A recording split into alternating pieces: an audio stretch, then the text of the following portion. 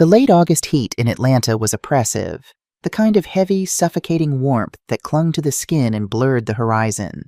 But inside the cavernous, stained-glass sanctuary of Mount Zion Cathedral, the air was chilled to a crisp, artificial perfection.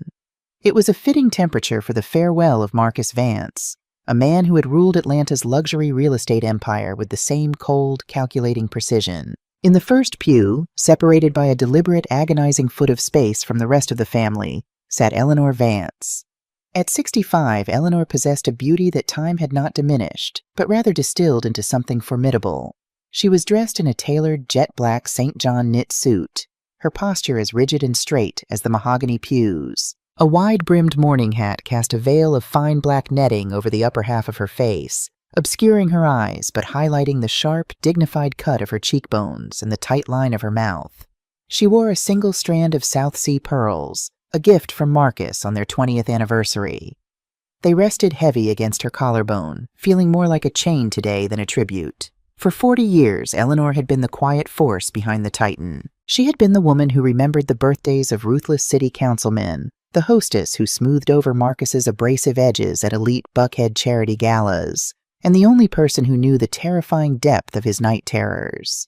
She had loved a difficult man, absorbing his shadows so he could shine under the spotlights. And now, as she looked at the closed bronze casket draped in a blanket of pristine white orchids, she felt a profound, hollow stillness. He was gone. The man who had promised to protect her from the world, and from his own blood, was reduced to a memory and a monument. A rustle of expensive silk and the heavy scent of Tom Ford cologne shattered her quiet mourning. The Vance children had arrived to take their places in the pew beside her. Eleanor didn't turn her head, but she felt the shift in the air. The temperature in the church seemed to drop another 10 degrees. Desmond Vance, the eldest at 42, sat closest to the invisible boundary line dividing the pew. From the corner of her eye, Eleanor could see him adjusting the cuffs of his bespoke Italian suit. He looked the part of the grieving heir, his jaw set in a mask of solemn responsibility. But Eleanor, who had spent decades observing the microscopic tails of liars, noticed the faint sheen of sweat on his brow despite the air conditioning. She noticed how his thumb rhythmically, obsessively tapped against his thigh, and how his eyes constantly darted toward the church entrance. Desmond was a man drowning. His venture capital firm had been bleeding money for 3 years, a fact he desperately tried to hide behind leased sports cars and a forced smile. He wasn't mourning his father. He was waiting for the bank vault to unlock. Beside him sat Sienna Vance Carter, 38, dressed in a black velvet Alexander McQueen dress that dipped slightly too low for a funeral, but photographed exceptionally well. Sienna had spent the last 20 minutes in the vestibule ensuring the society photographers from Atlanta Elite magazine captured her brave, tearful arrival. Now, safely inside, her eyes were completely dry. She held a lace handkerchief, delicately dabbing at her makeup so as not to ruin her contouring. Sienna had always viewed Eleanor not as a stepmother, but as the hired help who had overstayed her welcome, a woman of common working-class roots who had somehow tricked her way into an empire. At the end of the row slouched Trey, the youngest at 35. He smelled faintly of peppermint breath mints and aged bourbon, a desperate attempt to mask the hangover from the night before. Trey was the family's open secret, perpetually floating between consulting jobs within Marcus's empire, skimming just enough off the top of the charitable foundation to fund his habits. He kept checking his platinum Rolex, clearly agitated, wondering how long he had to sit through the eulogies before the reading of the will. As the choir's voices swelled, filling the vaulted ceilings with a haunting rendition of Amazing Grace, Eleanor felt the collective gaze of Atlanta's black elite pressing into her back. The sanctuary was packed with mayors, senators, real estate moguls, and generational wealth, and Eleanor knew exactly what they were whispering. There she is, the second wife, the former assistant. Marcus left everything to the kids, didn't he? She's about to be tossed out of Buckhead by Friday. Eleanor kept her eyes fixed on the white orchids. She had survived 40 years of their whispers. She had endured the thinly veiled insults at country club luncheons, the patronizing pats on the arm from Sienna, the blatant disrespect from Desmond. She had swallowed her pride 1,000 times over because Marcus had asked her to. Just let them have their pride, Elle, he would whisper to her in the dark of their bedroom, stroking her hair. They have my name, but you have my soul. Let them play their games. But Marcus was no longer here to ask for her patience. The pastor, a towering man with a booming baritone, took the pulpit. Today we gather to celebrate a titan. Marcus Vance built more than skyscrapers. He built a legacy. He was a visionary, a provider, a father who wanted nothing but the world for his children. Eleanor closed her eyes behind her veil. A legacy. Marcus loved his children out of a primal sense of duty, but he harbored no illusions about who they were. He knew Desmond was a fraud, Sienna was shallow, and Trey was a thief. Yet in his final months, as his heart began to fail, Marcus had grown strangely quiet about his estate. He had locked Eleanor out of the meetings with his team of ruthless corporate lawyers. When she had asked him about her security, he had simply looked at her with an expression she couldn't decode, a mix of deep sorrow and cold calculation. The 2-hour service dragged on, a parade of politicians and business partners painting a portrait of a saint that Eleanor barely recognized. When it was finally over, the family stood. Desmond turned to Eleanor, his voice dripping with forced, hollow courtesy for the benefit of the onlookers. "Eleanor, we'll be hosting the reception at the main house. You're welcome to ride in the second town car." The main house. It had been Eleanor's home for 4 decades. She had picked out the imported marble in the foyer, planted the hydrangeas lining the driveway, and meticulously curated the art collection. Yet Desmond spoke as if she were a distant, slightly bothersome cousin being granted a favor. "I will drive myself, Desmond," Eleanor replied, her voice soft but carrying a resonance that made him blink. It was smooth, dark, and unyielding, like polished obsidian. "I'll see you at the estate," Sienna scoffed quietly, linking her arm through Desmond's.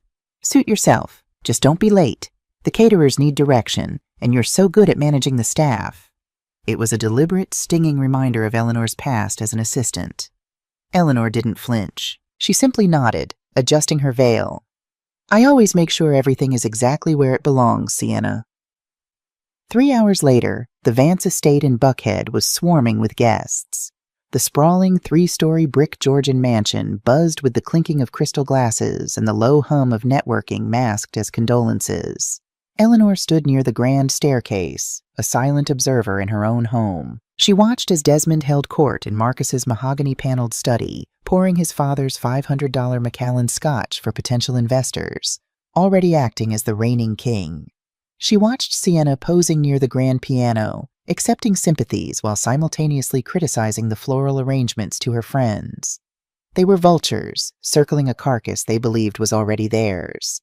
They moved with the arrogant certainty of people who had never known the word no. They believed that tomorrow morning, at the offices of Sterling and Vance Law, they would be crowned royalty, and the help would finally be dismissed.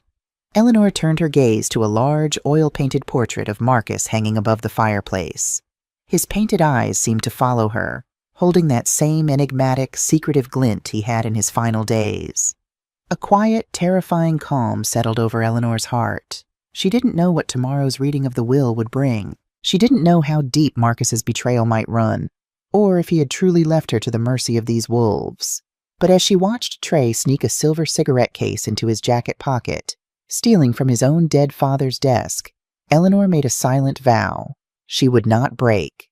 Whatever humiliation they planned for her, whatever scraps they intended to throw her way, she would take them with her head held high. She had walked into this family with nothing but her dignity, and if she had to leave tomorrow, she would take every ounce of it with her. The stage was set. The audience was seated.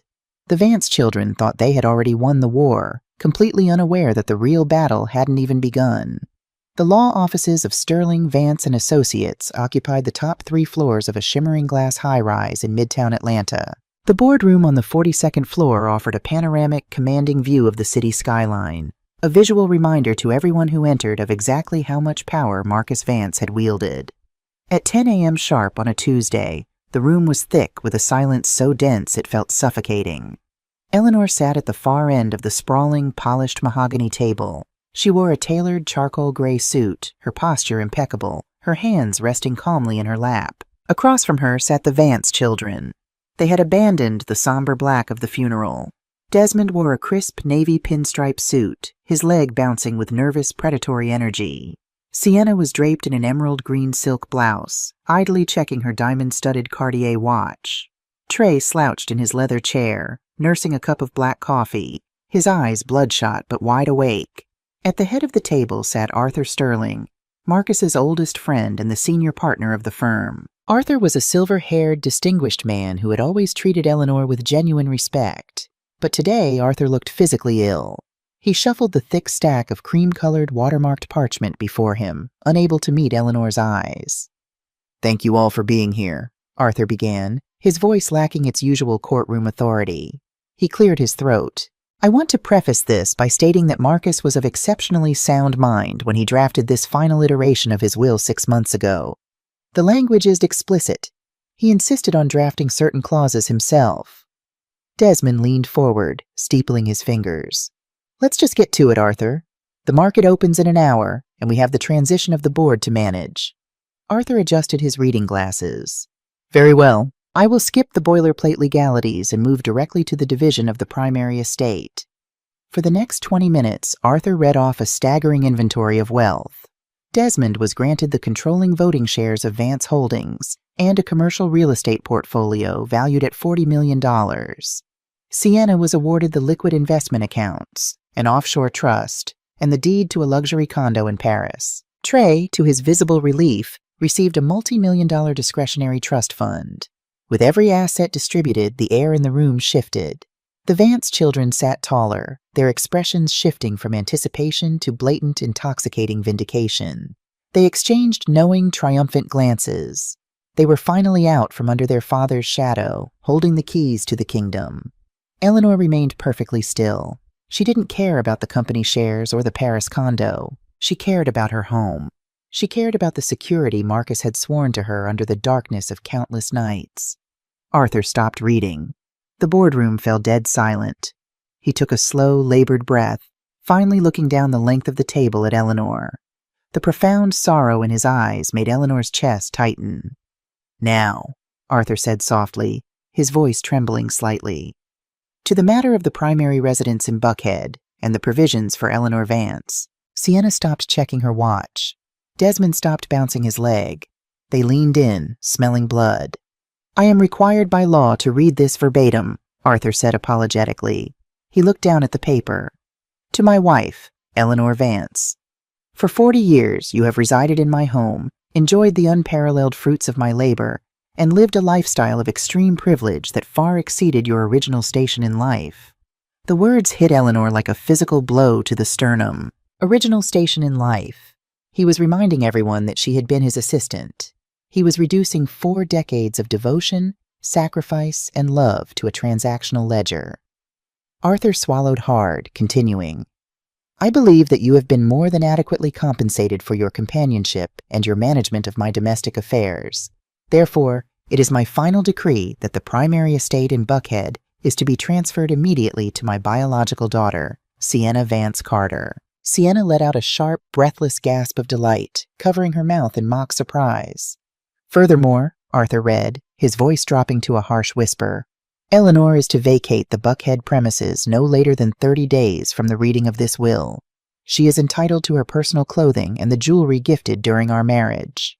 She is not to remove any furniture, art, or fixtures. As her final bequest, I leave her the remainder of my undocumented personal effects, contained within the wooden box held by my attorney." The silence that followed was deafening, erased. After 40 years, Eleanor was not just disinherited. She was erased, dismissed like a maid whose contract had expired. No pension, no savings, no home. At 65 years old, she was being thrown out onto the street with 30 days' notice. Desmond couldn't contain a short, barking laugh. He ran a hand over his face, shaking his head in sheer disbelief. "I'll be damned. The old man actually did it. He finally woke up." Sienna turned to Eleanor, her eyes glittering with undisguised malice. Her voice was dripping with false, sugary sympathy. "Well, Eleanor, I suppose 30 days is generous. It will give you time to find a nice, modest apartment. Maybe back in your old neighborhood in Decatur. I'll even have one of the movers pack your clothes for you." Trey snickered, leaning back in his chair. "Better start looking today, Elle. Rents are high these days." Eleanor felt the world tilting on its axis. The betrayal was so absolute, so cruelly public, that it momentarily robbed her of breath. The man she had loved, the man who had whispered that she was the only pure thing in his life, had publicly stripped her naked for his children to mock. She felt the sudden, burning prickle of tears threatening to spill from her eyes. No. Eleanor dug her manicured nails into the palms of her hands under the table until the physical pain grounded her. Do not give them your tears. Do not let them see you bleed. She summoned every ounce of the formidable grace she had cultivated over 40 years. She slowly smoothed the skirt of her suit, her expression hardening into a mask of flawless, impenetrable porcelain. Arthur Sterling reached under the conference table and produced a box. It wasn't an ornate, velvet-lined case. It was a dull, scuffed cedar cigar box. He slid it slowly across the polished mahogany table. It stopped directly in front of Eleanor. "This is it, Eleanor," Arthur said quietly. I am so deeply sorry." Eleanor looked at the box. The Vance children watched her, waiting for the breakdown, waiting for the screaming match, waiting for her to beg. Instead, Eleanor reached out with steady hands and opened the brass latch. Inside rested a single, heavy, rusted iron key. Beneath it was a piece of thick, yellowed cardstock. Written in Marcus's unmistakable sharp handwriting was a single line: 42 Ocean Park, Oak Bluffs, Massachusetts. No explanation, no context. Just a key to an unknown door in Martha's Vineyard, an island she had never visited, 1,000 miles away from everything she knew. Sienna scoffed, craning her neck to see inside. A rusty key? What is that, to a storage unit? A safety deposit box full of his old love letters? She laughed, a high, grating sound. You have 30 days, Eleanor. I have contractors coming on day 31 to tear out that hideous marble you put in the foyer. Don't be there when they arrive. Eleanor slowly closed the lid of the cedar box. She picked it up, her fingers gripping the rough wood. She stood up, her movements fluid and deliberate. She looked at Trey, then at Sienna, and finally rested her cold, dark gaze on Desmond. Enjoy your inheritance, Desmond, Eleanor said, her voice eerily calm, resonating with a quiet authority that instantly silenced their laughter. I hope it brings you exactly the peace you deserve. She turned to the lawyer. Thank you, Arthur. Good day. Without another word, without a single tear, Eleanor Vance turned her back on the boardroom, the skyline, and the millions of dollars. She walked out of the glass doors, her heels clicking a steady, unhurried rhythm against the marble floor. She had 30 days to pack up 40 years of her life. She had 30 days to survive living in a house with monsters.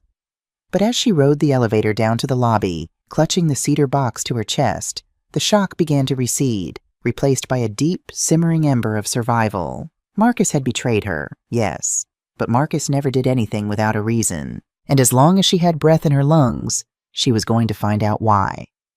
The 30 days that followed the reading of the will were a masterclass in psychological warfare. For Eleanor Vance, the sprawling Buckhead estate, a home she had breathed life, warmth, and culture into for 4 decades, transformed overnight into an occupied territory. The indignities began on day 3. Eleanor was in the formal living room, quietly wrapping a collection of first edition books in acid-free tissue paper. The heavy oak double doors swung open, and Sienna swept in, flanked by a flamboyant, clipboard-wielding interior designer. Sienna didn't even glance at Eleanor. She moved through the room as if her stepmother were merely a piece of outdated furniture waiting to be hauled away to the dump. The mahogany has to go, Julian, Sienna declared, waving a manicured hand dismissively at the custom-built bookshelves Eleanor had commissioned in 1992. It's giving oppressive old money suffocation. I want everything gutted. White marble, minimalist. Oh, and this art? Sienna pointed to a stunning original Romary Bearden collage that Marcus and Eleanor had purchased together in New York. Put it in storage, or auction it. It doesn't fit my aesthetic. Eleanor's hands paused over a leather-bound volume of Toni Morrison. The Bearden piece was museum quality, a celebration of Black resilience and jazz-age vibrancy. To Sienna, it was just clutter. Eleanor carefully placed the book in her cardboard box, keeping her breathing perfectly measured. Let them have their sterile white walls, she thought. They have no warmth in their souls to fill them anyway. By day 12, Desmond had essentially moved into the east wing of the house, despite having his own mansion across town. He treated the estate like a luxury hotel, barking orders at the skeletal staff that hadn't yet been dismissed. One afternoon, while carrying a stack of folded sweaters down the hall, Eleanor inadvertently glanced into the open door of Marcus's old study. Desmond was pacing behind the heavy desk, his tie undone, The phone pressed hard against his ear. His voice was a panicked, hushed hiss. "I don't care what the margin call is. You tell them Vance Holdings is rock solid." "No, you cannot liquidate those assets. My father's estate is still in probate. Give me 30 days. Just give me 30 days. Eleanor kept walking, her face an unreadable mask, but her mind was sharp. He's drowning, she realized. Desmond wasn't the triumphant heir he pretended to be.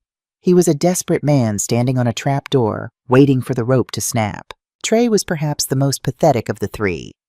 On day 20, Eleanor caught him in the formal dining room, slipping 2 antique silver serving spoons from the velvet-lined credenza into his jacket pocket.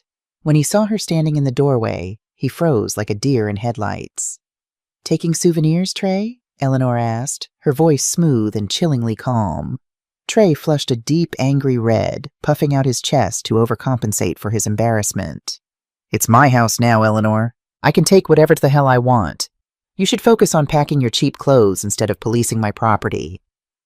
"Those spoons belong to your grandmother," Eleanor replied softly, her dark eyes piercing right through his bravado.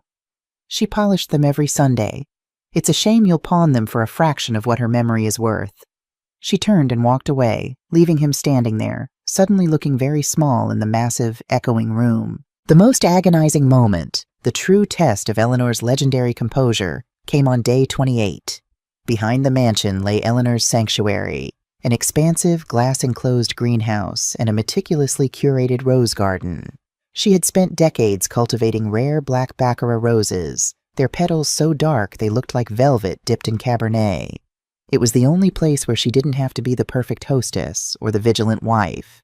Here, with her hands in the soil, she was just Eleanor. She stood at the edge of the terrace, a mug of black coffee in her hands, taking in the morning mist rolling over the glass panes. "We'll need bulldozers for the glass structure," Sienna's voice sliced through the tranquil morning air. She was standing on the lawn below with a commercial landscaping crew. "Rip all of this out. The roses, the trellises, all of it. I want a zero-edge infinity pool and a sunken fire pit right here. Make it look like a resort in Tulum." The coffee mug in Eleanor's hand trembled. A hot, violent spike of grief and pure rage flared in her chest. Rip it all out. They weren't just erasing Marcus's will. They were actively, vindictively salting the earth of her existence. They wanted no trace that a woman named Eleanor Vance had ever lived, loved, or planted roots on this soil. She closed her eyes, swallowing the bitter lump in her throat. She would not give Sienna the satisfaction of a tear. She would not beg for the roses. She turned her back on the garden and walked inside. Let them destroy it. You cannot kill roots that have already been transplanted. Finally, the night of day 29 arrived. The mansion was eerily quiet. A heavy, late summer thunderstorm was battering Atlanta, rain lashing fiercely against the tall windows. Eleanor sat on the edge of a bare mattress in a small guest bedroom. The master suite had been locked by Desmond's lawyers weeks ago. Surrounding her were 3 vintage Louis Vuitton steamer trunks, the only luggage she had brought into the marriage 40 years ago, and the only luggage she was taking out. She had packed light. She left behind the diamonds she didn't care for, the designer gowns that felt like costumes, and the hollow socialite armor. On her lap sat the dull cedar cigar box Arthur Sterling had handed her. She opened it again, the brass hinges protesting with a faint squeak. Inside lay the rusted iron key and the yellowed cardstock with the address, 42 Ocean Park, Oak Bluffs, Massachusetts. Oak Bluffs, Martha's Vineyard. It was a place of profound historical significance for affluent Black Americans, a haven where generations had built communities of joy, intellect, and safety away from the mainland's prejudices. But Marcus had never taken her there. They summered in the Hamptons or the south of France. Why Oak Bluffs? Why a rusted key? Eleanor picked up the key.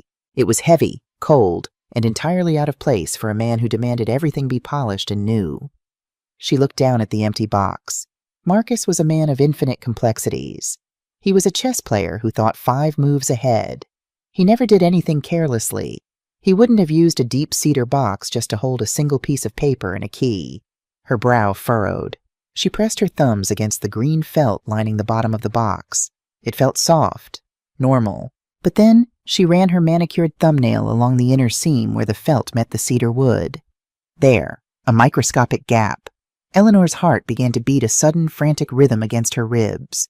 She dug her nail into the gap and pried upward.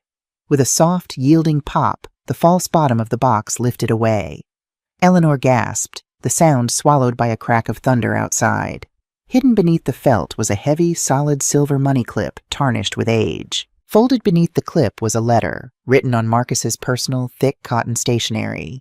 And engraved on the silver clip itself were 3 words: Vincit qui patitur, he who endures, conquers.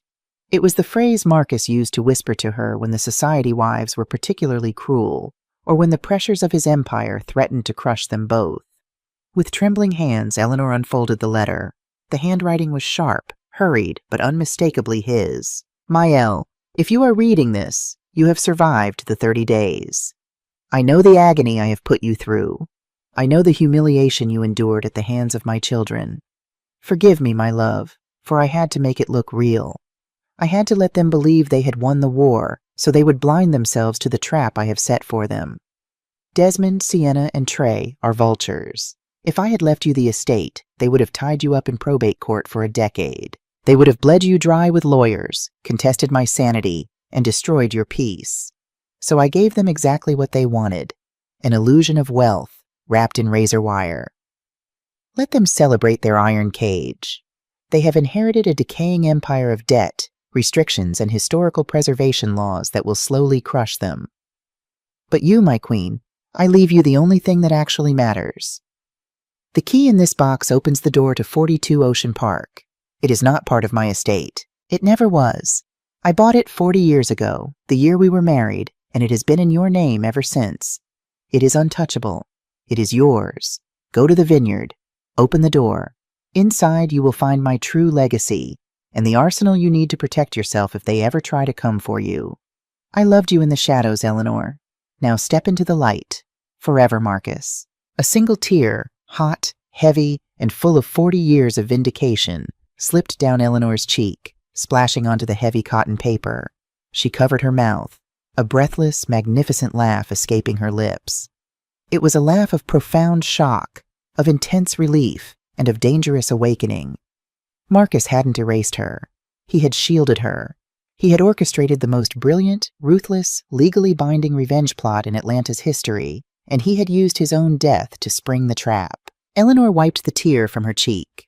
Her posture shifted. The heaviness of the past 30 days evaporated, replaced by a surge of pure, unadulterated power. She wasn't an exiled widow. She was the sole owner of a secret kingdom. The next morning, the sun broke through the storm clouds, washing the Buckhead estate in a crisp, golden light. At 9 a.m. sharp, Eleanor Vance walked down the grand sweeping staircase for the last time. She was dressed not in morning black, but in a striking, immaculate ivory wool trench coat, her hair perfectly coiffed, a vibrant silk Hermes scarf draped elegantly around her neck. She wore dark, oversized sunglasses that hid her eyes, giving her the aura of a movie star leaving a premiere. Desmond and Sienna were waiting in the foyer, flanked by a team of movers they had hired to supervise her departure. They had expected her to look broken, exhausted, and destitute. Instead, Eleanor glided across the marble floor with the confident, lethal grace of a panther. "The keys to the estate are on the console, Desmond," Eleanor said, her voice bright, musical, and completely unbothered. Sienna frowned, completely thrown off balance by Eleanor's radiant aura. "Where are you going, Eleanor? Do you need us to call you a cab to wherever it is you'll be staying?"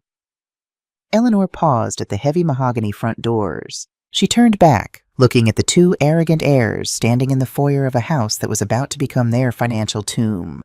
A slow, brilliant, entirely predatory smile spread across Eleanor's face. "No thank you, Sienna," Eleanor purred, sliding her leather-gloved hand over the brass door handle. "I'm going exactly where I belong. Oh, and Desmond, have the roof above the east wing checked. It leaks when it rains, and historical preservation permits take months to clear." Leaving them standing in stunned, confused silence, Eleanor walked out the door, stepped into her vintage Mercedes, and drove away. She didn't look back in the rearview mirror once. She was heading north, toward the ocean, toward Oak Bluffs, and toward a kingdom they knew nothing about. The drive from Atlanta to Woods Hole, Massachusetts, was a grueling 1,000-mile ascension up the eastern seaboard, but to Eleanor Vance, it felt like an exorcism. She drove her vintage 1972 Mercedes-Benz 280SE, a pristine silver-blue masterpiece Marcus had gifted her on their 10th anniversary. The rhythmic, steady hum of the German engine became her heartbeat as she crossed state lines, leaving the oppressive humidity of Georgia behind. With every mile marker that vanished in her rearview mirror, the suffocating weight of the Vance empire seemed to lift from her shoulders.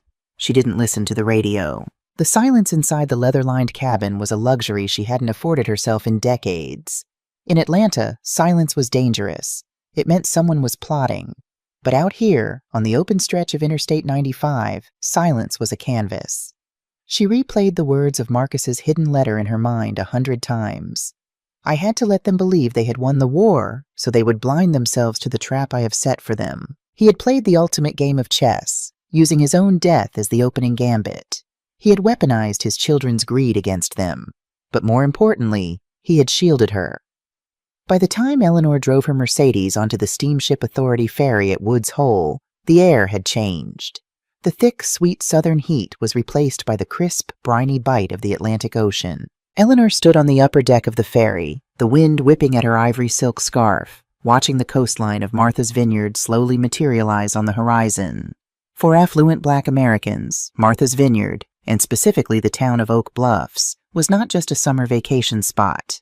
It was hallowed ground. For over a century, it had been a sanctuary for the Black elite, a place where doctors, artists, politicians, and writers could gather, thrive, and simply exist without the suffocating gaze of the mainland. It was a place of deep, unapologetic cultural pride, and Marcus had bought a piece of it. For her. When the ferry docked, Eleanor drove off the ramp and navigated the winding, picturesque roads toward Oak Bluffs. The GPS guided her past the iconic Inkwell Beach and onto the sweeping, manicured crescent of Ocean Park. She pulled up to number 42. Eleanor put the car in park, her hands gripping the ivory steering wheel so tightly her knuckles turned white. She had expected a modest cottage, perhaps something quaint and secluded. She was entirely unprepared for the majesty of what stood before her. 42 Ocean Park was not a cottage. It was a breathtaking 3-story Queen Anne Victorian estate. It sat proudly on a double lot, boasting a sweeping wraparound veranda, an elegant corner turret, and intricate gingerbread trim painted in tasteful, understated shades of deep navy, slate gray, and crisp white.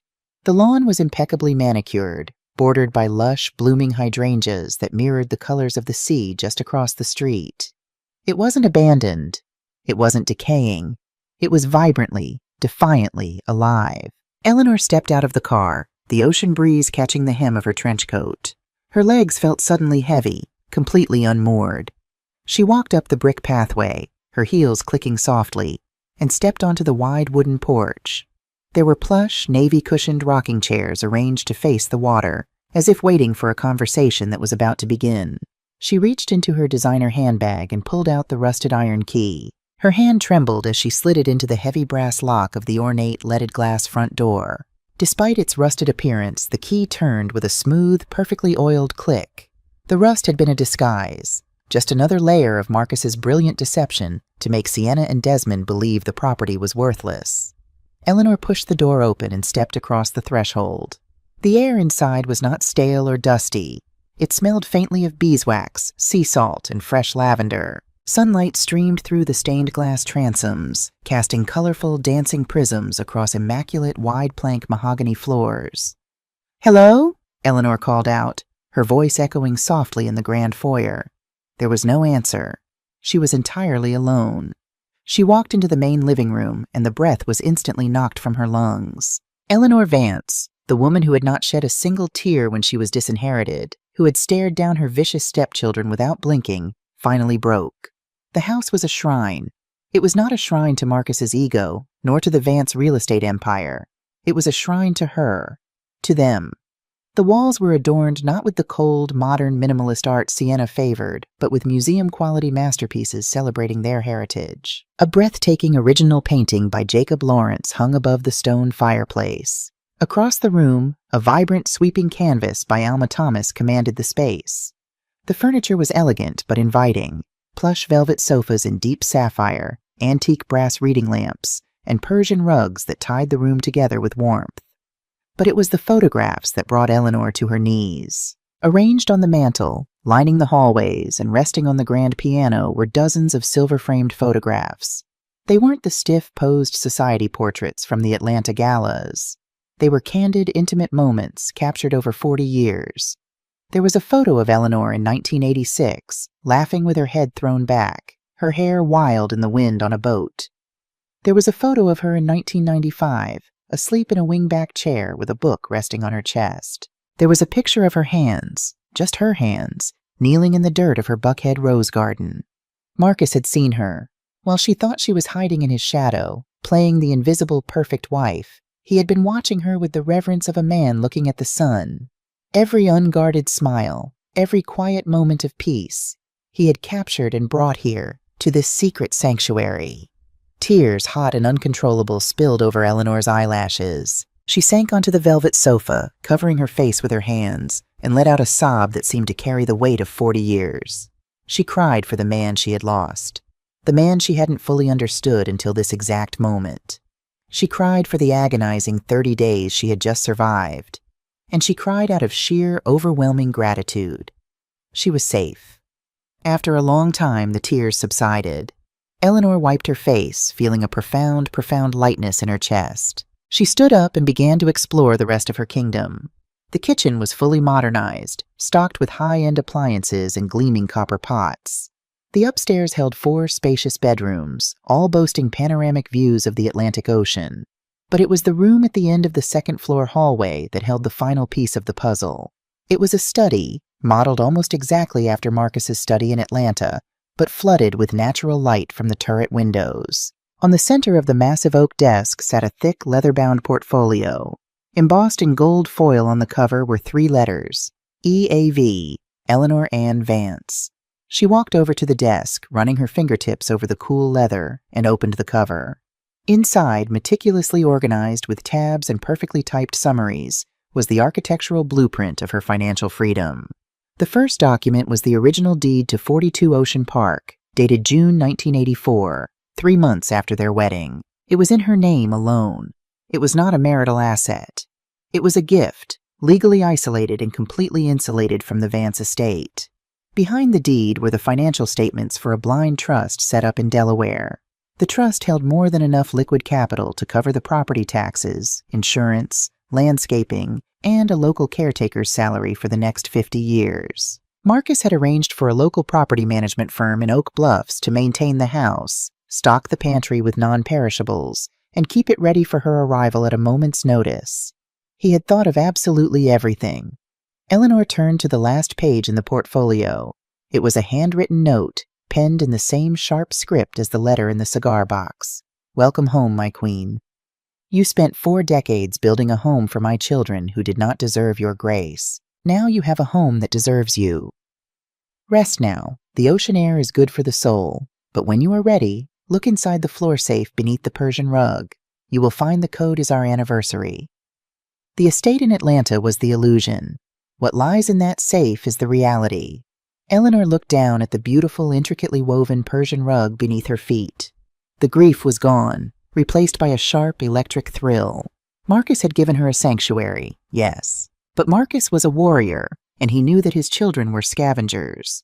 He wouldn't have just given her a shield. He would have given her a sword.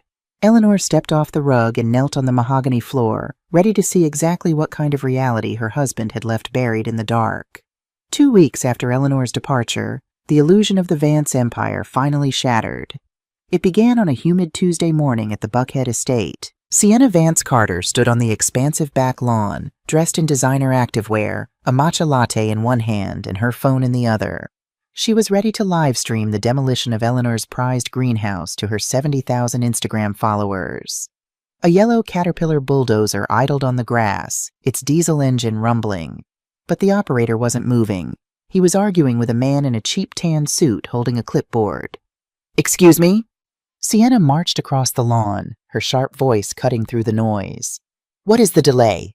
I am paying your crew by the hour to tear this eyesore down." The man in the tan suit turned. He held up his hand, completely unfazed by her tone. "Sienna Vance Carter? I'm Inspector Higgins with the Atlanta Historical Preservation Society. I'm serving you with an immediate cease and desist order."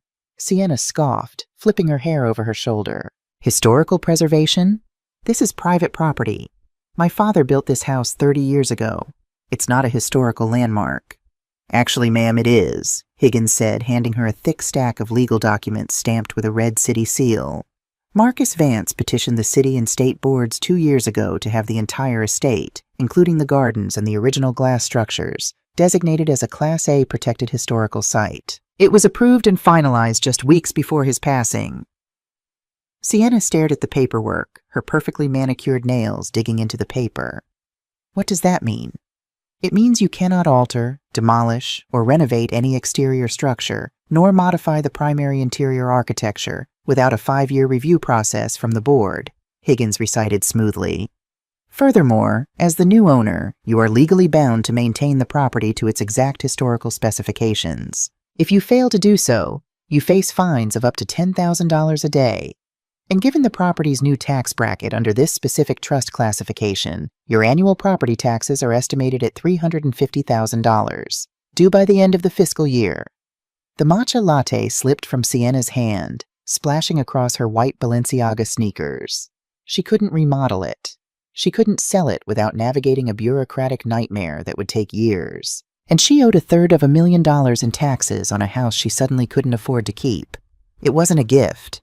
It was an anchor, and it was tied directly to her neck. 10 miles away, in the sleek downtown offices of Vance Holdings, Desmond was experiencing his own specialized version of hell. He sat across from Arthur Sterling and a team of forensic accountants. Desmond was sweating through his custom Tom Ford shirt. His venture capital firm had just missed a massive margin call, and he desperately needed the liquid capital from his father's trust to stop the bleeding. "Arthur just authorized the wire transfer," Desmond snapped, slamming his hand on the glass table. "I am the primary beneficiary. The money is mine. Release $10 million to my holding company by noon, or I'll have you disbarred." Arthur Sterling looked at Desmond with a mixture of pity and exhaustion. "I cannot do that, Desmond, and neither can you. Did you actually read the stipulations of your trust, or did you stop at the dollar amount?" Desmond's jaw tightened. "It's a standard release. I'm of age." "It is a performance-based restricted trust," Arthur corrected, sliding a highlighted document across the table. "Marcus drafted a morality and fiscal responsibility clause. The trust funds are locked. They will only dispense annual dividends if, and only if, your personal business ventures maintain a verified, audited profit margin of 20% for 3 consecutive quarters." Desmond felt the blood drain from his face. The room spun. 20%? His firm was operating at a 5% deficit. They were practically insolvent. "My father knew my margins," Desmond whispered, the terrifying realization washing over him. "Yes, he did," Arthur said quietly. "If you cannot meet the 20% threshold, the trust remains frozen, generating interest for the Vance Foundation until you do. You are a multimillionaire on paper, Desmond, but in reality, you cannot access a single dime." Before Desmond could process the sheer, suffocating weight of his ruin, the conference room door burst open. Trey stumbled in, looking as though he hadn't slept in days. He was shaking, his eyes darting frantically. Des, I need a loan. Right now. Just $100,000 to float me." Desmond stood up, his own panic morphing into rage. "Are you out of your mind? I don't have $100,000. Get it from your own trust." "I can't," Trey shouted, his voice cracking with hysteria. "The auditor, the old man appointed a retired federal judge to oversee my discretionary fund. The guy just froze my accounts. He found the discrepancies. He found the money I took from the charity foundation last year. If I don't pay it back by Friday, he's turning the files over to the district attorney. I'm going to prison, Des." The 3 Vance men, and soon Sienna, who called Desmond screaming in tears about the bulldozers, were finally awake. The intoxicating high of the will reading had evaporated. Marcus Vance hadn't lost his mind. He had executed a masterpiece. He had given them exactly enough rope to hang themselves. Sienna was trapped in a financial black hole. Desmond was facing bankruptcy. Trey was facing a federal indictment. They were desperate, cornered animals, and cornered animals only look for one thing: a way out. Desmond gripped the edge of the conference table, his knuckles white. His mind raced, calculating, searching for a loophole. "The vineyard," he breathed out, his eyes locking onto Arthur. "Excuse me?" Arthur asked, narrowing his eyes. The house in Martha's Vineyard, the one he left to Eleanor, Desmond said, his voice dropping into a dangerous, predatory cadence. Ocean Park real estate is worth millions. If my father bought that property while they were married, it's legally a marital asset. He undervalued it in the will by just giving her the key. We can contest it. We can force a sale and split the proceeds. Arthur shook his head firmly. Desmond, do not go down this path. You have no idea what you are dealing with. I'm dealing with my father's former secretary, Desmond snarled. Call my litigators. We are going to Woods Hole. We are taking that house, and we are throwing that woman onto the street for real this time. While the Vance children were plunging into the abyss in Atlanta, Eleanor was discovering the exact depth of her husband's brilliance 1,000 miles away. The morning sun over Oak Bluffs was bright and clean. Eleanor had spent her first night in the sanctuary sleeping deeper than she had in 40 years. She woke up to the sound of seagulls and the rhythmic crash of the Atlantic waves. She brewed a pot of Earl Grey tea, wrapped herself in a thick cashmere shawl, and walked up the stairs to the sunlit study. She bypassed the beautiful mahogany desk and walked directly to the center of the room. She knelt on the wide plank floorboards and carefully rolled back the heavy Persian rug. There it was. Embedded flawlessly into the floor was a heavy, brushed steel combination safe. Marcus's note had been clear. The code is our anniversary. Eleanor took a deep breath, steadying her hands. June 14th, 1984. She reached down and gripped the cold metal dial. 0, 6, 1, 4, 8, 4. She gripped the heavy steel handle and pulled upward. With a heavy, satisfying metallic thud, the locking mechanism disengaged. The heavy door swung open on perfectly oiled hinges. Eleanor peered into the dark cavity. There were no stacks of $100 bills. There were no gold bars or bearer bonds. Marcus knew that money was a temporary fix. Leverage was eternal. Inside the safe were 3 thick, black, leather-bound ledgers. Eleanor reached down and pulled them out, setting them on the floor beside her. They were heavy, smelling of aged paper and leather. Embossed in dull gold lettering on the spine of each ledger was a single name. Desmond. Sienna. Trey. She picked up Desmond's ledger first. As she opened the cover, she realized this wasn't just a diary. It was a fully weaponized legal dossier. Marcus had spent the last decade of his life quietly, meticulously investigating his own children. He had employed private investigators, forensic accountants, and corporate spies.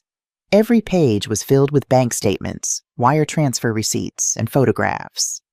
Eleanor flipped through Desmond's file. It detailed with surgical precision the shell companies Desmond had created in the Cayman Islands to hide his venture capital losses. There were signed affidavits from former partners he had defrauded. It was enough evidence to not only bankrupt Desmond, but to send him to federal prison for securities fraud and tax evasion for 20 years. She opened Sienna's ledger next. The pristine, untouchable socialite's life was completely deconstructed. There were detailed logs of her crippling hidden credit card debt, bailed out anonymously by Marcus to save the family face. But worse, there were dates, times, and photographs documenting Sienna's multiple extramarital affairs with prominent Atlanta politicians, information that would instantly destroy her high society marriage and strip her of the prenuptial agreement she relied upon. Finally, she opened Trey's ledger. It was a tragic, infuriating catalog of theft. Marcus had tracked every single dollar Trey had skimmed from the Vance Foundation. He had copies of the forged signatures and the fake charitable invoices. Tucked into the very back of Trey's ledger was one final piece of thick cotton stationery. My L, a king does not send his queen into the wilderness without her armor, and he certainly does not send her to war without a sword. I never used these files because, to my eternal shame, I was too weak to publicly destroy my own blood. I chose the coward's peace over justice. But you owe them no such loyalty. They have treated you with nothing but cruelty, arrogance, and contempt. They will realize the trap I have set for them. They will become desperate. And because they are predictable, they will come looking for your sanctuary to save themselves. When they arrive at your door, do not run. Do not hide. You hold their freedom, their reputations, and their futures in your hands. You are the executor of their fate. End them, Eleanor. With all my love, Marcus. Eleanor closed the ledgers, the heavy thwack of the leather covers echoing in the quiet study. She sat on the floor for a long time, the 3 black books resting in her lap. She looked out the window at the vast, churning expanse of the Atlantic Ocean. The water was dark, deep, and impossibly powerful. For 40 years, Eleanor had believed her strength lay in her endurance. She had believed that being strong meant taking the hits, swallowing the insults, and maintaining her grace under fire. She had been the perfect, silent martyr, but as she ran her hand over the black leather spines of the ledgers, a new kind of strength bloomed in her chest. It was cold. It was absolute. She wasn't just a survivor anymore. Marcus had handed her the scythe. Eleanor stood up, leaving the safe open and carrying the ledgers to the mahogany desk. She stacked them neatly, one on top of the other. She walked out to the sweeping veranda, leaned against the intricate gingerbread railing, and took a deep, cleansing breath of the ocean air. Let them come. Let Desmond and Sienna and Trey bring their expensive lawyers and their desperate arrogance to her doorstep. She was ready. The sanctuary was secured, the weapons were loaded, and Eleanor Vance was finally ready to introduce her stepchildren to the woman she had always been beneath the veil. By the end of the 3rd week, the Vance siblings were no longer circling the drain. They were being violently pulled down into it. Desmond's venture capital firm had officially defaulted on 2 major loans. The news hadn't hit the Wall Street Journal yet, but the whispers in Atlanta's financial district were deafening. His credit lines were frozen, and the morality and fiscal responsibility clause in Marcus's trust meant Arthur Sterling wouldn't release a single penny to save him. Sienna was in a state of perpetual manic hysteria. The Historical Preservation Society had sent an inspector to her Buckhead estate every 3 days to ensure the grounds weren't being disturbed. The $350,000 property tax bill was looming, and the only way to pay it was to liquidate her offshore accounts, which she discovered to her horror were tied up in a 5-year maturation bond that Marcus had specifically selected. Trey was a ghost. He had barricaded himself in his luxury penthouse, refusing to answer the door. The retired federal judge overseeing his trust had given him until the end of the month to replace the embezzled funds before referring the matter to the Fulton County District Attorney. They were drowning in their inheritance. It was Desmond who finally broke the glass in case of an emergency. He summoned Sienna and Trey to his office on a Friday afternoon. He looked 10 years older, the bags under his eyes dark and heavy. "We are contesting the vineyard property," Desmond announced, his voice a ragged rasp. "I spoke to my litigators. If my father purchased that house during his marriage to Eleanor, we can argue it's a commingled marital asset. We can force an immediate injunction, mandate a sale, and split the liquid cash." Sienna scoffed, nervously twisting her diamond engagement ring. "Desmond, it's a house in Woods Hole or wherever. Father gave her a rusty key in a cigar box. It's probably a dilapidated fishing shack. What is a shack going to do for my tax bill?" "Martha's Vineyard real estate is platinum, Sienna," Desmond snapped, slamming his hand on the desk. "Even a 1/4 acre of dirt in Oak Bluffs is worth $2 million. If we force a sale, it buys us time. It buys us breathing room. We are flying to Massachusetts tomorrow." "We can't just show up," Trey mumbled, staring at the floor. "She hates us." "I don't care if she hates us," Desmond growled, his eyes feral. "She is a secretary who got lucky for 40 years. My father was clearly not in his right mind when he structured these trusts. We are going to that island. We are serving her with a notice of intent to sue, and we are taking that property. Get your bags." The private charter flight from Atlanta to Martha's Vineyard Airport was entirely silent. The heavy, suffocating anxiety radiating from the 3 siblings filled the cabin. Desmond had put the flight on one of his last operational corporate credit cards, a desperate gamble to project strength he no longer possessed. They landed on a brisk, brilliant Saturday afternoon. The island air was sharp and salty, a stark contrast to the thick, polluted heat of Atlanta. They rented a sleek black Cadillac Escalade, with Desmond aggressively taking the wheel.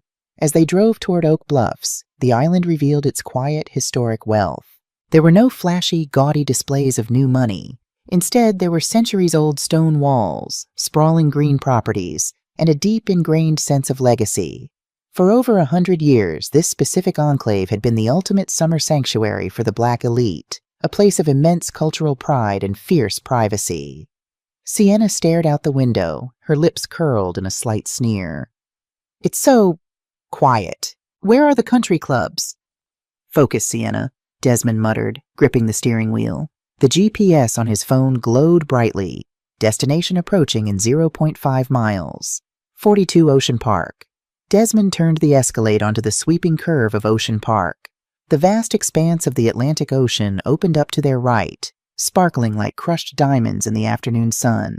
To their left sat a crescent of magnificent historic Victorian homes. "All right," Desmond said, his jaw tight. "Look for number 42. It's probably the rundown one at the end of the row." The Escalade crawled along the road. Number 36, number 38, number 40. Desmond hit the brakes so hard that Trey was thrown forward against his seat belt. The heavy SUV shuddered to a halt in the middle of the street. Nobody spoke. The silence inside the Escalade was absolute, broken only by the soft hum of the air conditioning. To their left, sitting proudly on a double lot with an unobstructed view of the ocean, was 42 Ocean Park. It was not a shack. It was not a dilapidated cottage. It was a breathtaking, multi-million-dollar Queen Anne Victorian masterpiece. The deep navy and crisp white paint gleamed in the sunlight. The manicured hydrangeas bloomed with violent, vibrant color.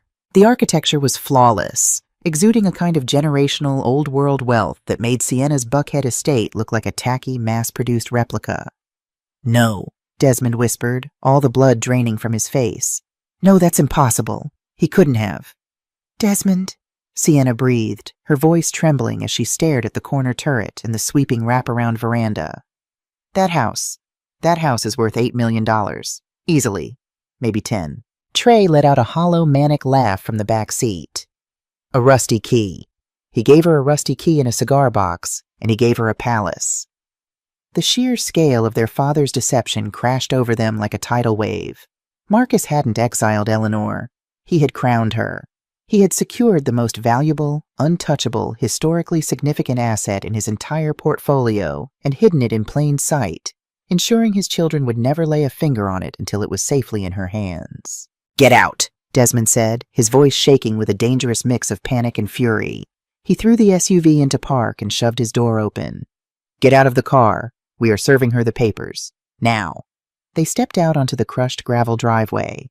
Their expensive designer clothes, Desmond in his aggressive power suit, Sienna in her flashy Gucci, Trey in his wrinkled linen, suddenly looked entirely out of place against the dignified, stoic beauty of the historic estate. They looked like exactly what they were: desperate trespassers. As they walked up the brick pathway toward the grand wraparound porch, the heavy oak front door slowly swung open. Eleanor Vance stepped out into the sunlight. If they had expected to find a weeping, broken widow hiding in exile, the image before them shattered that delusion into a million jagged pieces. Eleanor was breathtaking.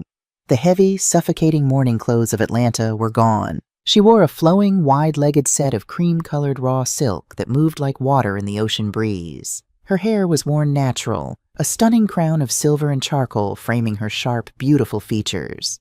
Around her neck rested a simple, heavy gold collar. She did not look surprised to see them. She did not look intimidated by Desmond's furious stride or Sienna's glaring eyes. She looked like an empress standing on the balcony of her own undisputed territory. In her hand, she held a delicate bone china teacup. Eleanor walked to the edge of the veranda and stopped, looking down at the three siblings standing on her brick pathway. She took a slow, deliberate sip of her Earl Grey tea. The silence stretched between them, thick and heavy with 40 years of unspoken history. "You're early," Eleanor said. Her voice was smooth, dark, and perfectly level. It didn't waver. It didn't rise. It carried the chilling calm of a woman who held every single card in the deck. Desmond stopped at the base of the wooden porch stairs, looking up at her. He tried to summon the arrogant, barking authority he used to terrify his board of directors, but his chest was tight with panic. "Cut the act, Eleanor," Desmond snarled, pointing a finger up at her. "We know what this is. You and my father colluded to hide marital assets from the primary estate. This property is subject to probate review. I have a team of litigators in Atlanta drafting an injunction right now. You are going to sell this house, and the proceeds will be divided among the rightful heirs." Eleanor didn't blink.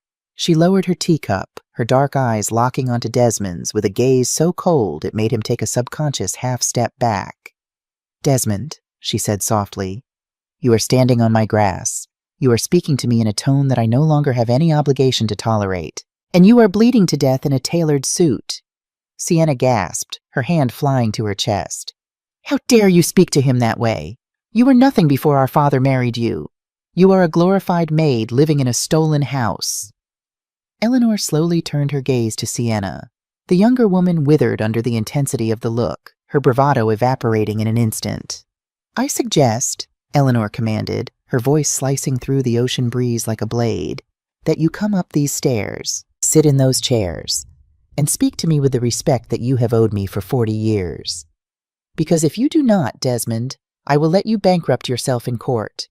Sienna, I will let the city seize your home. And Trey—" Eleanor's eyes flicked to the youngest brother, who was physically trembling at the back of the group. "I will let the federal judge send you to a very, very dark place." Desmond's mouth opened, but no words came out. The threat wasn't a bluff. The absolute terrifying certainty in Eleanor's voice told them that she knew. She knew about the frozen trusts. She knew about the debt. She knew everything. Eleanor turned her back on them with slow, deliberate grace, setting her teacup down on a wicker side table. She elegantly lowered herself into one of the plush, navy-cushioned rocking chairs facing the ocean. She crossed her legs, smoothing the cream silk over her knees. On the small table beside her, resting in the sunlight, were 3 thick, black, leather-bound ledgers. Eleanor rested her hands in her lap, looking out at the crashing waves. She didn't look back at them. She didn't need to. "Come up, children," Eleanor said into the salty air. "It is time for your inheritance." Slowly, as if walking to the gallows, Desmond, Sienna, and Trey climbed the wooden stairs of 42 Ocean Park. The illusion of their power was dead. The war was over, and the Queen was ready to hold court. The sweeping veranda of 42 Ocean Park was an architectural triumph designed for leisurely summer afternoons, the gentle clinking of iced tea glasses, and the soft murmur of polite conversation. But as Desmond, Sienna, and Trey Vance lowered themselves into the plush, navy-cushioned wicker chairs opposite Eleanor, the space felt as suffocatingly tense as an interrogation room. Eleanor remained seated in her rocking chair, the picture of absolute, terrifying serenity. The ocean breeze gently ruffled the collar of her cream silk blouse. She did not offer them tea. She did not ask about their flight. She simply let the silence stretch, heavy and unrelenting, allowing the rhythmic crash of the Atlantic waves to amplify their panic. Desmond was the first to crack. He unbuttoned his suit jacket, his movements jerky and uncoordinated, and pulled a thick manila envelope from his leather briefcase. He tossed it onto the glass-topped wicker table separating them. It landed with a dull, pathetic thud next to Eleanor's bone china teacup. "Notice of intent," Desmond stated, though his voice lacked its usual booming boardroom authority. It sounded thin, reedy. "My litigators filed it in Fulton County this morning. It formally contests the exclusion of this property from the primary estate. We are requesting a freeze on all your assets, Eleanor, and a court-appointed appraiser for this house." Eleanor didn't even glance at the envelope. Her dark, obsidian eyes remained fixed on Desmond's face, studying the bead of sweat tracing its way down his temple. "You spent your last line of credit on a private jet to hand me a piece of paper that holds absolutely no legal weight in the state of Massachusetts," Eleanor observed quietly. "Fulton County has no jurisdiction here, Desmond, and this house was deeded to me in June of 1984 as a separate non-marital gift. It is untouchable." "Everything is touchable if you throw enough lawyers at it," Desmond snarled, leaning forward trying to reclaim the physical space. "We will drag you through depositions until you are 75. We will bleed you dry with legal fees. You have no income, Eleanor. How long can you afford to fight us?" Eleanor finally smiled. It was not a warm expression. It was the sharp, glinting edge of a guillotine blade. "I don't need to fight you, Desmond," she said softly. "You are already bleeding out. I simply need to decide whether to let you die quietly or whether to accelerate the process." She reached out and placed her manicured hand flat against the cover of the top black leather ledger resting on her side table. The dull gold letters on the spine faced the siblings. Trey. Trey, who had been staring blankly at the floorboards, snapped his head up. His bloodshot eyes widened as he recognized his father's custom, hand-bound leather stationery. "Let's begin with the youngest," Eleanor purred, flipping the heavy cover open. The thick parchment pages rustled in the sea breeze. "Trey Vance, discretionary trust beneficiary, board member of the Vance Philanthropic Foundation." She ran her finger down a meticulously typed column of numbers. $412,000. That is the exact amount you funneled from the Inner City Youth Athletic Fund into a shell vendor account in the span of 14 months. Forged invoices. Falsified signatures. Your father hired a forensic accountant 3 years ago. He tracked every single dime to your offshore sports betting accounts. Trey let out a sound that was half gasp, half sob. He gripped the armrests of his chair, his knuckles white. He knew? He knew everything, Eleanor said, her voice dropping to a harsh whisper. He appointed Judge Harrison to oversee your trust, not to guide you, Trey, but to trap you. You have exactly 6 days to replace that money before Harrison hands this exact file over to the district attorney. That's 10 to 15 years in a federal penitentiary. Eleanor, please, Trey begged, his bravado entirely shattered. Tears spilled over his cheeks. I didn't want to take it. I was in debt. Desmond wouldn't float me, and Sienna kept laughing at my car. I had to keep up appearances. Sienna shot out of her chair, her face flushed dark red with indignation. Do not drag me into your pathetic criminal incompetence, Trey. I have my own problems. She turned her furious gaze on Eleanor. This is blackmail. You forged those books. My father would never secretly investigate his own blood. Eleanor's eyes shifted to Sienna. With a calm, deliberate motion, she closed Trey's ledger, set it aside, and picked up the second black book. Sienna froze. The angry flush drained from her face, leaving her looking pale and suddenly very fragile in her designer clothes. Sit down, Sienna, Eleanor commanded. It wasn't a request. Sienna slowly sank back into the wicker chair, her breathing shallow. Eleanor opened the book. Sienna Vance Carter, you inherited the crown jewel, the Buckhead estate, the liquid accounts, the offshore trust. A shame you can't touch a penny of the offshore money for 5 years due to the maturation clauses your father strictly enforced. Eleanor turned a page, her eyes scanning the text. And a shame about the Historical Preservation Society, a $350,000 tax bill, a house you cannot sell, cannot remodel, and cannot afford to maintain. How are you going to pay for it, Sienna? With the Black Centurion Amex that is currently $75,000 over limit? Sienna swallowed hard, her eyes darting frantically toward Desmond for help, but Desmond was staring in sheer, unadulterated horror at the third book still sitting on the table. But the debt isn't the real tragedy, is it? Eleanor continued, her voice turning dangerously soft. She pulled a glossy 8x10 photograph from the back pocket of the ledger and placed it face up on the glass table next to Desmond's useless lawsuit. It was a crystal-clear, time-stamped photo of Sienna entering a boutique hotel in Midtown Atlanta, arm in arm with a very prominent, very married state senator. Sienna let out a choked whimper, slapping her hand over the photo to hide it. Your husband's prenuptial agreement has a very strict morality clause, doesn't it? Eleanor asked, tilting her head. Infidelity nullifies your alimony. If he sees this, if the press sees this, you will be divorced, destitute, and a social pariah before the ink dries on your Buckhead tax bill.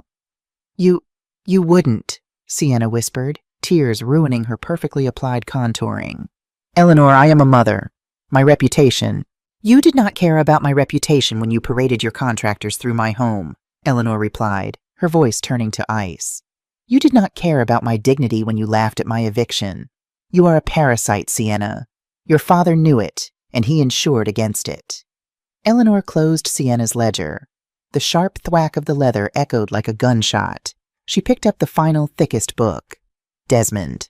Desmond didn't move. The arrogant, barking alpha male who had strutted into the boardroom 30 days ago was gone. In his place was a hollow, terrified man, staring at the physical manifestation of his utter ruin. And finally, the heir apparent, Eleanor said, resting her hands on top of Desmond's ledger. She didn't even need to open it. She had memorized his sins. Vance Holdings. You told the board you were operating at a 20% profit margin. The truth is a 5% deficit. Your Cayman shell companies are hemorrhaging capital. You are insolvent. Desmond closed his eyes. A single drop of sweat dripped from his chin onto his expensive silk tie. Your father's morality and fiscal responsibility clause wasn't a challenge, Desmond, Eleanor explained, her voice ringing with the finality of a judge delivering a sentence. It was a quarantine. He knew you would sink the family empire, so he locked the primary capital away where your incompetence couldn't touch it. You are the CEO of a sinking ship, and the lifeboats are bolted to the deck. The ocean breeze blew across the veranda, chilling the sweat on Desmond's skin. He slowly opened his eyes, looking at Eleanor with a mixture of profound hatred and absolute defeat. "So what do you want?" Desmond asked, his voice hollow. "You have the gun to our heads. Pull the trigger. Send the files to the DA, the SEC, and the tabloids. Destroy the Vance name." Eleanor leaned back in her rocking chair, resting her chin on her fingertips. She looked at the 3 broken adults sitting before her. They were miserable, drowning in their own greed, suffocating under the weight of the traps they had blindly sprinted into. "My name is Vance," Eleanor said softly. "Yours is merely a liability." She leaned forward, her presence suddenly filling the entire space, radiating a terrifying absolute authority. "I am not your mother. I am not your savior. And as of today, I am no longer your victim," Eleanor declared. "Here are my terms of surrender. You will take that pathetic lawsuit off my table. You will return to Atlanta. You will deal with the federal judges, the tax collectors, and the margin calls on your own. You will scramble, and you will beg, and you will figure out how to survive the mess you created." She tapped her manicured fingernail against the stack of black ledgers. "If I ever see your faces on this island again, if I ever receive a letter from your attorneys, if you ever speak my name in public or private, I will not hesitate. I will overnight these ledgers to the authorities, and I will personally buy front row seats to watch your empires burn to ash." Eleanor picked up her teacup. "Do we have an understanding?" Trey was nodding frantically, his face buried in his hands. Sienna was sobbing quietly, staring at the floor, completely broken. Desmond looked at the black ledgers, then at the sprawling, multi-million-dollar estate that he could never ever touch. He had been outplayed by his father from the grave, and checkmated by the woman he had spent 40 years underestimating. With shaking hands, Desmond reached out, picked up the manila envelope containing his lawsuit, and shoved it back into his briefcase. He stood up, his legs unsteady. "We understand," Desmond rasped. He didn't wait for his siblings. He turned and walked down the wooden stairs, his posture slumped, looking like a man walking to his own execution. Sienna followed silently, wiping her ruined makeup with a trembling hand. Trey practically ran after them, desperate to escape the suffocating gravity of the veranda. Eleanor sat in her rocking chair, the ocean breeze catching her silver hair, and watched them retreat. She watched them climb back into the rented Escalade. She watched the heavy SUV turn around in the crushed gravel driveway and slowly drive away, disappearing down Ocean Park until it was nothing more than a speck in the distance. The silence returned to the sanctuary. It was no longer the heavy, dangerous silence of Atlanta. It was the vast, liberating silence of the sea. Eleanor Vance lifted her teacup, the fine bone china warm against her palms. She took a slow sip, tasting the bergamot, looking out over the endless, glittering expanse of the Atlantic. She had survived. She had conquered. And for the first time in 65 years, she was entirely, beautifully free. 6 months is a blink of an eye in the span of a 40-year marriage, but it is more than enough time for an empire built on arrogance to crumble into dust. By mid-February, the biting winter wind had stripped the trees bare in Atlanta, mirroring the desolate reality of the Vance siblings. Eleanor had never mailed the black leather ledgers to the authorities. She didn't have to. Marcus's brilliantly engineered trap had snapped shut with bone-crushing finality, leaving his children to suffocate under the weight of their own inheritance. Desmond's downfall was the loudest. The board of directors at Vance Holdings, realizing that the new CEO was completely locked out of the primary trust capital due to his catastrophic profit margins, staged a ruthless, bloodless coup. Without the millions he had planned to siphon from his father's accounts, Desmond's Cayman Island shell companies collapsed, triggering a cascade of defaults. He wasn't indicted. Eleanor had kept the ledger locked in her safe, honoring her promise. But he was professionally annihilated.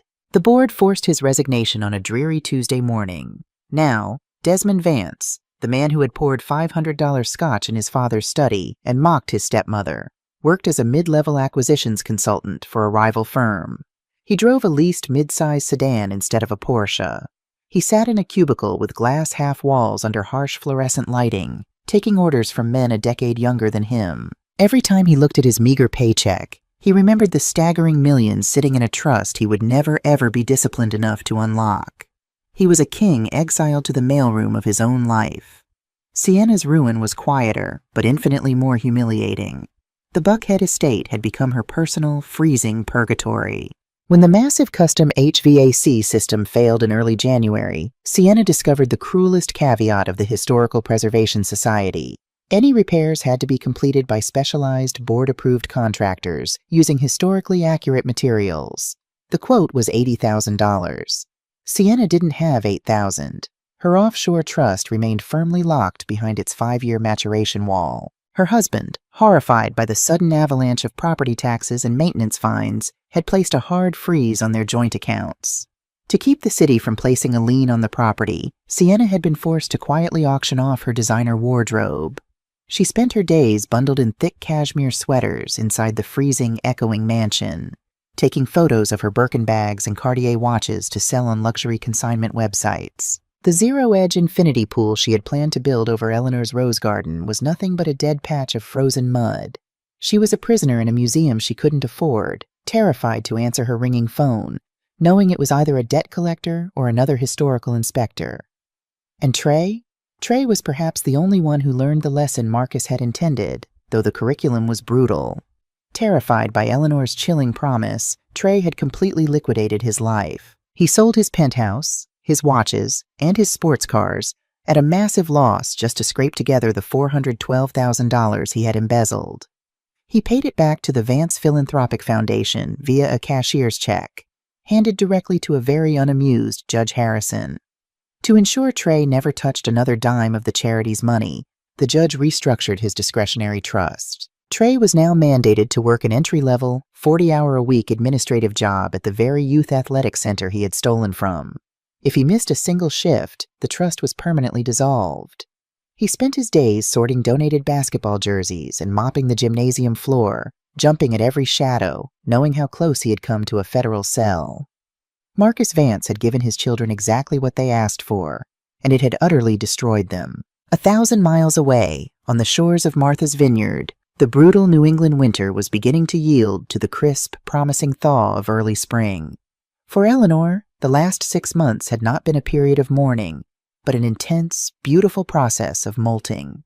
When she first arrived at 42 Ocean Park, she had been a woman tightly wound in the armor of a society wife, hypervigilant, carefully composed, constantly anticipating the next attack. But as the weeks bled into months, the island began to work its profound healing magic on her. The heavy, suffocating anxiety she had carried in Atlanta simply evaporated in the salty ocean air. She stopped wearing the restrictive, tailored St. John knits and the heavy pearls. Instead, she embraced the elegant, effortless coastal luxury of Oak Bluffs. Thick, cream-colored fisherman sweaters, soft cashmere joggers, and long, flowing coats. She let her hair grow out naturally, a stunning, regal crown of silver and charcoal that she no longer bothered to dye black for the sake of Atlanta's society photographers. She also discovered that she was not alone. Oak Bluffs was a tight-knit, fiercely protective community of affluent Black Americans who understood the exact kind of life Eleanor had survived. She didn't have to explain herself here. By November, she had been invited into a local literary circle that met in the historic cottages of the Camp Meeting Association. By January, she was serving on the board of the local historical society, a delicious irony she chuckled at whenever she thought of Sienna. Most importantly, Eleanor had joined the Polar Bears, the legendary group of Black swimmers who gathered at Inkwell Beach every morning. Every day at dawn, regardless of the chill in the air, Eleanor walked across Ocean Park, her bare feet sinking into the freezing, wet sand. She waded into the icy Atlantic alongside doctors, retired judges, and artists, letting the freezing water shock her system, washing away the last lingering ghosts of the Vance Empire. When she emerged from the water, shivering and laughing with women who genuinely loved her company, she felt more alive at 65 than she had at 30. The sanctuary at 42 Ocean Park had evolved too. It was no longer just a shrine to Marcus's secret devotion. Eleanor had slowly, respectfully integrated her own present into the space. She kept the beautiful photographs he had framed, but she added new ones. Polaroids of her new friends on the beach, a painting she had purchased from a local artist in Edgartown, and vases filled with wild beach plums she had picked herself. The 3 black leather ledgers were securely locked inside the floor safe beneath the Persian rug. Eleanor hadn't looked at them since the day Desmond, Sienna, and Trey had fled her porch. They were relics of a war that was over. She didn't need to check on her stepchildren to know they were suffering. The absence of their lawyers was proof enough. One brisk Tuesday morning in early March, Eleanor sat at the massive oak desk in the turret study. The sunlight streamed through the leaded glass, casting a warm golden glow across the mahogany floor. She had just finished a phone call with Arthur Sterling. Arthur had formally resigned from Vance Holdings after Desmond's ousting, deeply disgusted by the ruins of his best friend's legacy. He had called simply to check on Eleanor, a quiet olive branch from her old life. "They are broken, Eleanor," Arthur had told her, his voice heavy with a mix of sorrow and vindication. Marcus's trusts operated with surgical precision. They have no capital, no leverage, and no power. You are entirely safe. "I know, Arthur," Eleanor had replied smoothly. "I have known since I turned the key." Now Eleanor opened the thick leather portfolio that held her own trust documents. Marcus had funded the blind trust with enough liquid capital to cover the estate's taxes and maintenance for 50 years. But looking closely at the quarterly statements from the Delaware management firm, Eleanor noticed a staggering surplus. Marcus hadn't just left her maintenance money. The trust generated hundreds of thousands of dollars in passive dividend income every single year. It was a massive, overflowing reservoir of wealth that was sitting idle, compounding quietly in the dark. Eleanor leaned back in the heavy leather chair, looking out the turret window at the vast, endless ocean. Marcus had spent 40 years building a corporate empire that had ultimately produced nothing but greed, betrayal, and 3 hollow, miserable children. He had spent his life accumulating wealth for people who despised him, only finding true peace in the secret shadows of this house. "I loved you in the shadows, Eleanor. Now step into the light," his letter had read. Eleanor's dark eyes narrowed slightly, a spark of brilliant, transformative inspiration igniting in her chest. She was 65 years old. She was independently wealthy, entirely free of the Vance family's toxic gravity, and living in one of the most historically significant Black communities in the country. She was not going to spend the next 20 years simply sitting on her veranda, drinking Earl Grey tea, and fading quietly into the coastal fog. If Desmond, Sienna, and Trey were the ashes of Marcus's legacy, then she was going to be the rebirth. She pulled a fresh piece of heavy cream-colored stationery from the desk drawer. She picked up a silver fountain pen, unscrewed the cap, and began to write. She wasn't writing a will, and she certainly wasn't writing a trap. Eleanor Vance was going to build an empire of her own, and this one would be entirely, brilliantly bulletproof. The Oak Bluffs Historical Commission met on the first Tuesday of every month in the basement of the town hall.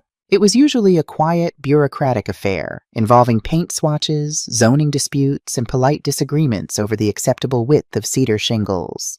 But on a rainy Tuesday in April, the atmosphere in the room crackled with a distinct electric energy. Eleanor Vance stood at the head of the long conference table. She wore a tailored emerald green silk blouse tucked into wide-leg ivory trousers, a striking visual contrast to the muted tweeds and practical raincoats of the board members. She had brought with her a team of the island's most respected preservation architects and a stack of beautifully bound, heavily detailed proposals. "I am proposing the outright purchase and complete historic restoration of the old Narragansett Inn," Eleanor stated, her voice projecting with the smooth, undeniable authority of a woman who was entirely comfortable with her power. The board members exchanged wide-eyed glances. The Narragansett Inn was a sprawling 3-story Victorian structure 2 streets over from Ocean Park. Once a bustling, joyous hub for Black intellectuals and artists in the 1920s, it had sat abandoned for over a decade, slowly rotting from the salt air and neglect. It was a beloved but massive eyesore, and every developer who had looked at it had walked away, terrified by the exorbitant costs of historically accurate restoration. Dr. Eris Thorne, the silver-haired chairman of the commission, adjusted his spectacles. "Eleanor, we are thrilled by your interest, but the structural damage to the foundation alone, we are talking about millions of dollars before you even hang a piece of drywall, and the society's restrictions on the facade are absolute." "I am well aware of the restrictions, Dr. Thorne," Eleanor smiled, a genuine warm expression that reached her dark eyes. "In fact, I am counting on them. I do not want to change a single piece of the gingerbread trim. I want to hire local artisans to recreate the original 1924 architectural blueprints down to the brass door hinges. The capital is already secured in a blind trust, and the escrow account is fully funded." She slid the financial viability documents across the table. But it is the purpose of the restoration that I want you to consider, Eleanor continued, leaning slightly forward, her tone softening into something deeply passionate. I do not want to turn it into a boutique hotel or luxury condos for summer tourists. I am establishing the Vanguard House. The room fell completely silent, listening raptly. For 40 years, I existed in a world where women, particularly women of a certain age and background, were expected to be the silent scaffolding that held up powerful men. When those men leave, or when the families decide the scaffolding is no longer aesthetically pleasing, those women are discarded. Eleanor's voice was steady, devoid of bitterness, but ringing with profound truth. I survived my displacement because I was given a sanctuary. I want to build one for those who weren't. She gestured to the architectural renderings. The Vanguard House will be a fully funded retreat and resource center for older women navigating sudden, catastrophic life transitions. Widowhood, severe financial disenfranchisement, disinheritance. We will provide temporary, dignified housing in a historic setting. We will have top-tier financial advisors and litigators on retainer to help them untangle their assets. But most importantly, we will give them a community where they can remember who they were before the world told them their usefulness had expired. Dr. Thorne stared at the proposal, deeply moved. He looked up at Eleanor, seeing the formidable, brilliant matriarch she had fully become. Eleanor, Dr. Thorne said softly, his voice thick with emotion. It is the most ambitious, honorable project this board has seen in 30 years. You have our unanimous approval. While Eleanor was laying the foundation for a legacy of empowerment in Massachusetts, the ghosts of Atlanta made one final, desperate attempt to drag her back into the ashes. 2 weeks after the commission meeting, Eleanor was sitting on the veranda of 42 Ocean Park, enjoying the warming spring breeze. On the wicker table beside her sat a stack of mail forwarded from Arthur Sterling's office. Among the glossy catalogs and polite society invitations, there was a thick, crinkled envelope bearing the return address of a cheap, short-term apartment complex in downtown Atlanta. The handwriting was instantly recognizable. It was Desmond's. Eleanor picked up the envelope. 6 months ago, the sight of Desmond's handwriting would have spiked her adrenaline and triggered a trauma response. Now she felt absolutely nothing. No fear, no anger, just a mild, clinical curiosity. She sliced the envelope open with a silver letter opener. Inside was a 3-page letter, typed but signed in frantic, heavy ink. Desmond was begging. The aggressive, barking CEO was entirely gone, replaced by a broken man drowning in the consequences of his own arrogance. He wrote about his ousting from Vance Holdings. He wrote about the agonizing reality of the frozen trusts, the margin calls that had bankrupted him, and the humiliation of his new entry-level corporate existence. But the core of the letter was a plea for a bridge loan. Eleanor, I know I have no right to ask. I know what we did to you in those 30 days. I was blinded by the empire, and my father used my own greed to destroy me. I am facing personal bankruptcy. They are foreclosing on my remaining assets next week. You have the vineyard property. You have equity. Just $500,000 against the house. I will pay you back with interest the moment my trust unlocks. Please, I am your husband's flesh and blood. Eleanor read the letter twice, the ocean breeze ruffling the pages. I am your husband's flesh and blood.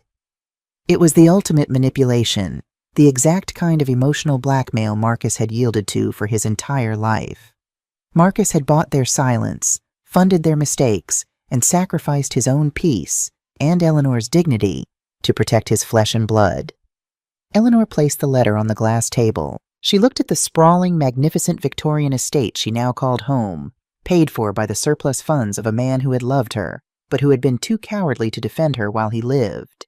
She wasn't Marcus. She did not share his guilt, and she certainly did not share his blood. Eleanor stood up, picked up the letter, and walked inside to the study. She didn't write a scathing reply. She didn't call Desmond to mock his downfall or gloat about her victory. She simply fed the 3 pages, one by one, into the heavy-duty paper shredder beside her oak desk.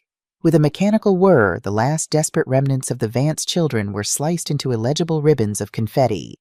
She picked up her phone and dialed Arthur Sterling. "Arthur?" Eleanor said cheerfully when the lawyer answered. "How is the weather in Atlanta?" "Humid, Eleanor. The humidity is already unbearable," Arthur chuckled. "How is the island?" "Beautiful. We are breaking ground on the Narragansett property next week. I'm calling with a small administrative request, Eleanor said smoothly. Please instruct your mailroom to cease forwarding any correspondence from Desmond, Sienna, or Trey Vance. In fact, mark any future communications from them as returned to sender, deceased. Arthur paused on the other end of the line, the weight of her instructions settling in. Then a low, approving hum vibrated through the speaker. Understood, Eleanor. Consider them permanently redirected. Have a wonderful summer. Eleanor hung up the phone. The severance was absolute. The cord was cut. The past was dead, shredded, and thrown away. By mid-June, Martha's Vineyard had exploded into a vibrant, brilliant summer. The island was alive with the hum of fairies, the blooming of hydrangeas, and the arrival of the summer residents. But the center of attention in Oak Bluffs was not the beaches. It was the massive restoration project on Narragansett Avenue. Eleanor stood on the sidewalk outside the old inn, wearing a crisp white linen suit and a bright yellow hard hat. Behind her, a team of local contractors was carefully, painstakingly restoring the sweeping Victorian porch. The rotted wood had been stripped away, replaced by fresh, historically sourced cedar that smelled sharp and clean in the morning air. Beside her stood Dr. Thorne and several women from her morning swimming group, the Polar Bears. They were drinking iced coffee, watching the transformation of the historic building with awe. You know, Eleanor, Dr. Thorne said, adjusting his glasses against the bright sun, when you first pitched this, I thought it was a beautiful dream. But seeing the scaffolding go up, seeing the life return to this corner, you are building something that is going to outlast all of us. Eleanor looked up at the intricate woodwork being installed above the main entrance. The contractors were currently carving the large wooden placard that would hang above the double doors. The Vanguard House, established 2026. She thought of the cold, sterile boardroom in Atlanta. She thought of the 30 days she had spent packing her life into 3 Louis Vuitton trunks, swallowing her tears while Sienna tore up her rose garden. She thought of the rusted iron key in the cheap cedar cigar box. They had tried to bury her. They had tried to erase 40 years of devotion with an attorney's signature and a mocking laugh. But they had not realized that Eleanor Vance was not a woman who could be paved over. She was a seed. And when they threw her into the dark, she simply took root. It isn't a dream, Eris, Eleanor said softly, a profound, unshakable peace radiating from her dark eyes. It's a foundation. The contractors shouted over the noise of the power tools, laughing as they hoisted a massive beam into place. The sound of construction wasn't destructive like the bulldozers in Atlanta. It was the sound of creation. It was the sound of a woman who had taken the ashes of a stolen life and built an empire that no one, not a greedy stepchild, not a cowardly husband, and not a society of whispers, could ever take away. The Vanguard House was rising, and Eleanor Vance, the Queen of Ocean Park, was finally exactly where she belonged.